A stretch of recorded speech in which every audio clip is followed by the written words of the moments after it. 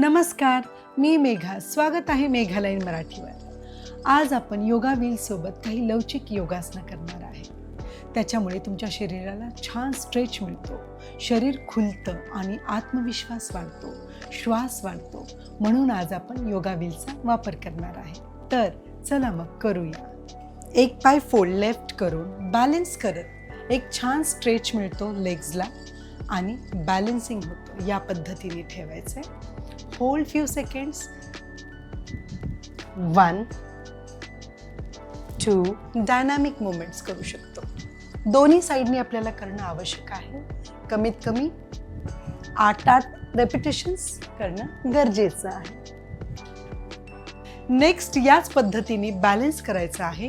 दोन्ही हात वरती आणि सावकाश स्लोली जेवढं शक्य आहे तेवढं पुढे जाणे. होल्ड, परत पाठीमागे येणे. देन अप, देन स्लोली समोर जा, डोकं खाली. लेग्सला पण छान स्ट्रेच मिळतो आणि प्लस साईडला तुमच्या वेस्टला, आर्मला छान एक्सरसाइज होते आणि टोन होतात आणि लवचिकता वाढते.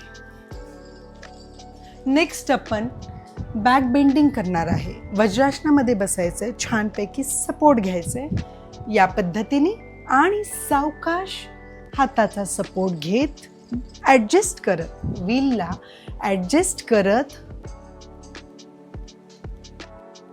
होल्ड. फ्यू सेकंड्स होल्ड करायचे.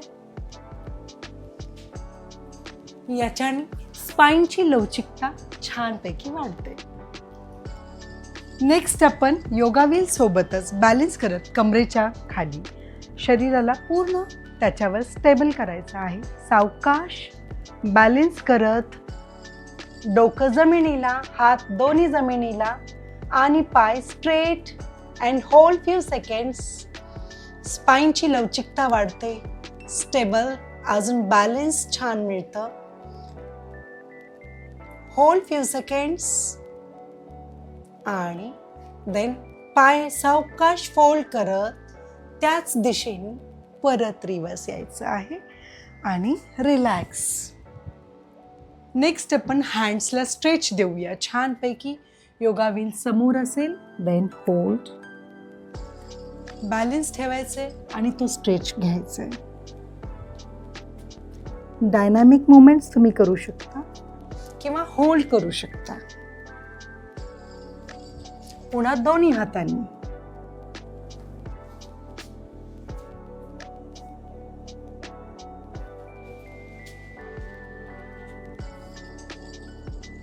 या पद्धतीने केल्याने तुमचे हात टोन होतील छानपैकी.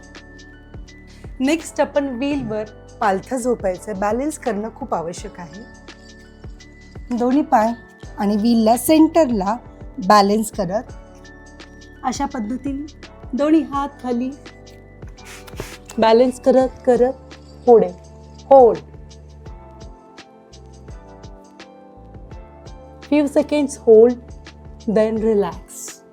सावकाश यायचं आहे. तुमच्या पूर्ण बॉडीची लवचिकता, स्ट्रेंथ वाढते.